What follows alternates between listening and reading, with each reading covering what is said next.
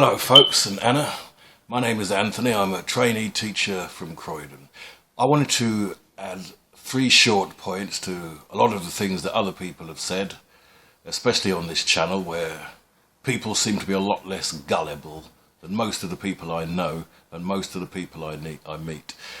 The points I wanted to make was this. When this deadly pandemic started, and I had no reason to disbelieve what we were being told on the news. This is a deadly pandemic sweeping the world and destroying everything in its path. I had no reason not to believe that. But when this news first broke, I looked at what we were being told, that it has an extremely high fatality rate and that it's extremely contagious. I looked at those 2 things and I said, we're headed obviously for absolute disaster and the medical professionals will bear the brunt of it. When we were subsequently told, in the weeks and months afterwards and continuing today, that these medical professionals worldwide do not have the personal protective equipment to protect themselves from this virus, I thought, well, that's it then. They're in the highest risk category. They're the most at risk. And they deal with more COVID-19 patients than anybody else. Now, I say that for those of you who believe that there actually is a virus. I don't believe there's any such virus. But for those of you who do believe there's a virus, obviously the medical professionals are most at risk. And since they have not been given the personal protective equipment, why is it that they haven't been dropping like flies worldwide?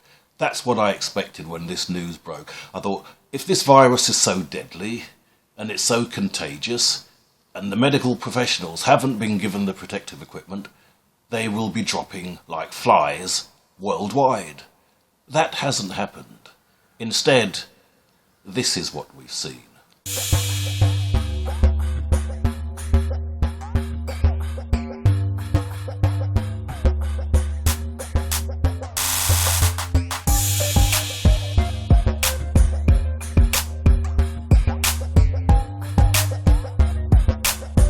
Do the 2-step, then cowboy boogie. Grab a sweetheart and spin out with him. Do the hold down and get into it.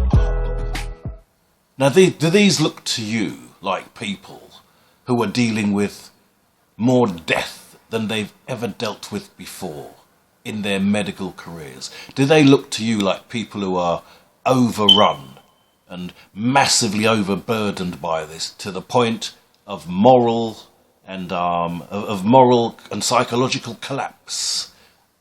Is that what they look like to you? Now, the second point I wanted to make is this. We've been told that supposedly there's countless people around the world who allegedly contracted this virus, stayed at home, had no medical treatment whatsoever, and got over it in a couple of weeks. Now, contrast that to the people who've been going into hospital with this so-called virus. They're the ones who are dying. What does that tell you? That tells you that if you're one of those people who believes that this virus actually exists, and I definitely don't, and you think that you've contracted it, you better stay the hell away from the hospitals. Because from what I've seen, your chances of survival if you go into hospital are absolutely minimal.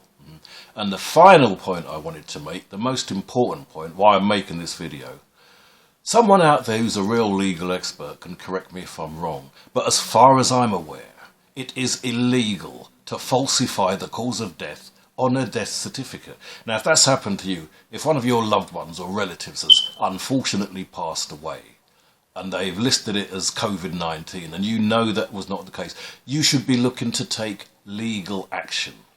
If enough people do that and prove that the cause of death stated on the death certificate is false, then more people will be forced to wake up and see this whole thing for what it is, a total and complete fraud. It's nothing more than a fraud. And I accept the fact that they're fooling a lot of people, but they're not fooling me. It's all a fraud. Thank you very much for listening, Anna, and thank you for setting up this channel and allowing so many people to put their views on your forum. Thank you very much.